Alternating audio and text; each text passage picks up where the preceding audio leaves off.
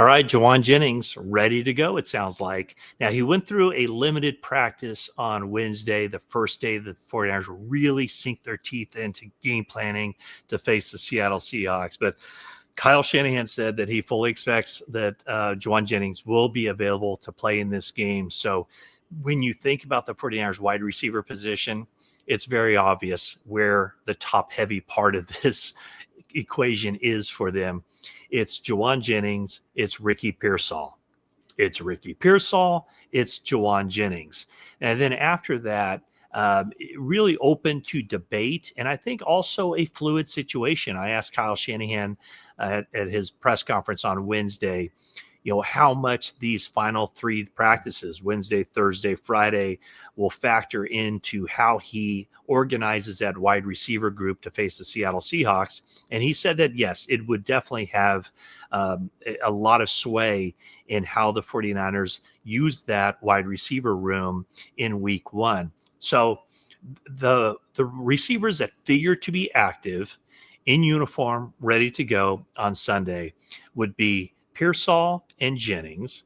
Sky Moore looks to be the team's return specialist, whether he's just returning punts and or also doing kickoffs. That remains to be seen. I think Isaac Grindo is certainly an option to return kickoffs, but Sky Moore looks like he will be the 49ers punt returner on Sunday. One thing that I did notice, Ricky Pearsall back there returning punts as well for the 49ers during practice on Wednesday. That very well might be an indication of if Moore were injured or unable to fulfill that duty, they'd have to probably put Ricky Pearsall back there to field punts because the other guy returning punts or fielding punts during special teams work was Junior Bergen, but he doesn't figure to be active for this game because he's on the practice squad.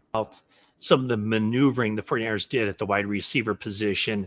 Russell Gage had been on the 53-man roster. He was released on Tuesday, and then on Wednesday, the 49ers announced that Marquez Valdez-Scantling had been promoted from the practice squad to the 53-man roster, and that Russell Gage had been assigned to the practice squad.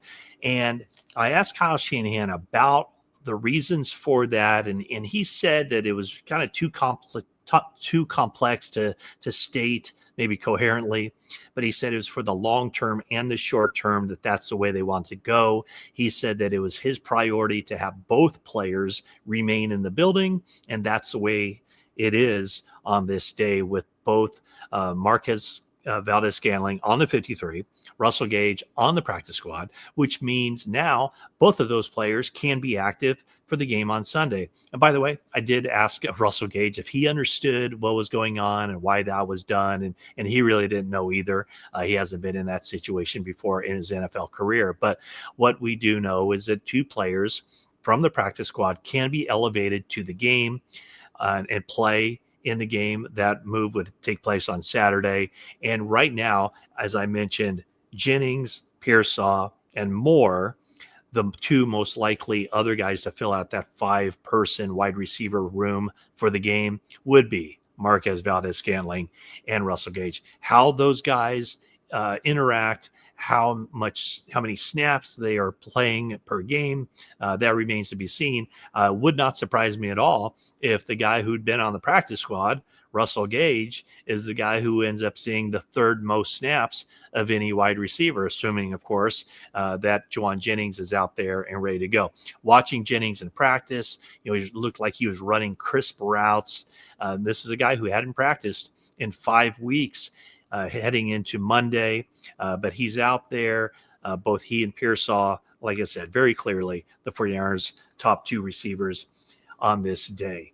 So at practice on Wednesday, no practice for Yetur Gross-Matos, who would definitely be a defensive lineman who would see a lot of playing time on Sunday. So it remains to be seen whether he will be able to play in this game. Also, Jordan Watkins, no practice time for him. With Yetur Gross-Matos, it's his knee. With Watkins, a high ankle sprain. And so we'll see if he's able to return here in short order. Right now, I don't think there's a spot for him as an active player one of the 48 guys who suit up for games, even if he were healthy, maybe. I mean, I think it would take him a while to get back into the flow of things. After all, he just played in the one preseason game, and he's been sidelined ever since. So, as I mentioned, those are the 5 receivers I expect to see available. Now, 3 guys were limited in practice. Juwan Jennings was one, but again, I told you he's looking good. What Kyle Shanahan said is trying to ease him back. Don't, after he missed all that time, don't want to just put him into a full practice. So they're easing him back, taking their time, but the plan is quite clearly for him to be on the field on Sunday. Also, Dominic Puni, kind of the same idea. He will start on Sunday. He'll be there, right guard. 49ers offensive line is set. Puni is tracking well. He'll be out there. And then Jordan James, a rookie running back, has a finger issue. He broke his finger. There was a splint on it, had the surgery. I don't think that Jordan James will be on the field for quite some time unless he's needed. 49ers top 3 running backs very clearly: Christian McCaffrey, Brian Robinson, Isaac Guerendo. And so McCaffrey and Robinson will play offense. I don't know how much actually they'll split time, but certainly the 49ers have to make it a priority to get Robinson out there on the field and give McCaffrey a break here and there. As far as some of the other stuff the 49ers announced, or Kyle Shanahan announced, the team captains, and very much a carryover from last season. Still Brock Purdy, still George Kittle, still Trent Williams, Christian McCaffrey, still Fred Warner, Bosa, Kyle Juszczyk, but there's one difference. Last year, one of their team captains was Deebo Samuel. Deebo Samuel, of course, is now with the Washington Commanders, so taking his place as one of the, one of the 8 team captains, not Deebo, but Demo, Diamador Lenore. And it's something that he's taken a lot of pride in. He said to me, I asked him about being a team captain. He said it means a lot. He said that he eventually wanted to get there, but that it's coming sooner than he thought. And I thought, he's been in the league a while, but for sooner than he thought, he still considers himself a very young guy. And he says he still remembers coming to that first training camp and sharing a locker with another player, not even having the status on the team yet to have his own locker. Well, now he does, and now he's one of 8 team captains for the 49ers. So Lenore is facing a challenge in this game, not like the DK Metcalf challenge. Remember all those battles the 49ers had with DK Metcalf? It was Diamador Lenore, it was Charvarius Ward. Those guys would battle. Now DK Metcalf is no longer on the team. And, Seattle's offense definitely going through a transition period. So now the wide receivers for Seattle, Cooper Kupp and Jackson Smith-Njigba. So that's where the 49ers are with trying to cover those guys, Diamador Lenore, the closest thing, or the guy who is the 49ers top cornerback, the shutdown cornerback, and also Renardo Green on the other side. Now, 49ers did release their depth chart, and take it with a grain of salt. It's basically the PR department who does the depth chart, but the listed as the starting safeties for the 49ers on that unofficial depth chart, Jason Pinnock and Jair Brown. Kyle Shanahan was asked, who, if he knows, the first question was not asked by me, does he know who the starting safeties are going to be for the 49ers? And he said, yes, I know. The answer was no, he wouldn't share it. Now, I did press him a little bit on that and just saying, is there an advantage to be gained by not disclosing who the starting safeties are? And Shanahan said, probably not, but basically he doesn't want to take any chances. He wants to just make sure that any possible advantage the 49ers have going into this game against Seattle, the 49ers are able to maximize that. And that's the one part I do kind of agree with, or I sense this.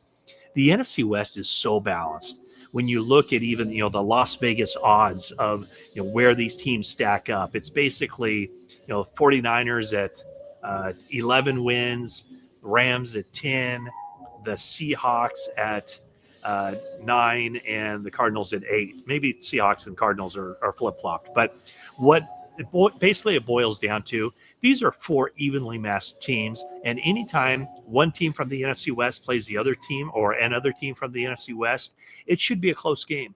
So the 49ers are in that mode right now that all these games are important.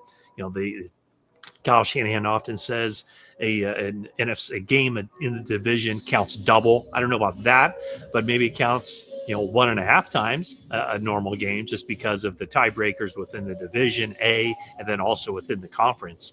So 49ers are expecting a close game up in Seattle, want to take advantage of every little morsel of information that they either let in or they soak in or they let out. So that is the rundown from the 49ers practice on Wednesday as they get set to face the Seattle Seahawks. Jauan Jennings, to recap, is practicing. He will play. However, contract situation still remains unresolved. What Shanahan said about the contract is that everybody in the building wants Jauan Jennings beyond this season, but there's that side of it, the business side of it. He also continued to mention Colton McKivitz, who enters the final year of his contract with the 49ers as a starting right tackle. So not sure that either one of those contracts will get resolved as far as the long-term nature.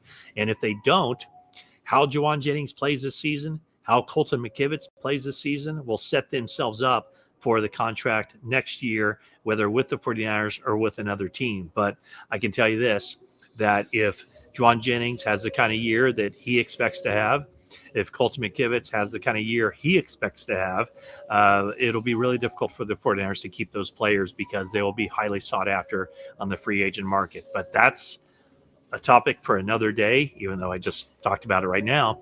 All focus right now for the 49ers is getting set to face Seattle. They practice again Thursday.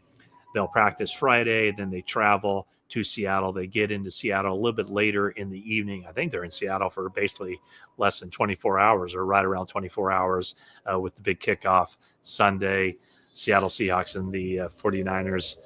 And should be a good one. And we'll bring you more videos, more insights, more notables, more a little bit of everything, including planning to hook up with a reporter in Seattle who I've known for quite some time. We'll talk a little bit more about this matchup, get the perspective from the Pacific Northwest of where maybe Seattle believes they can find some vulnerabilities with the 49ers. So thanks for watching this video, and that is it for now.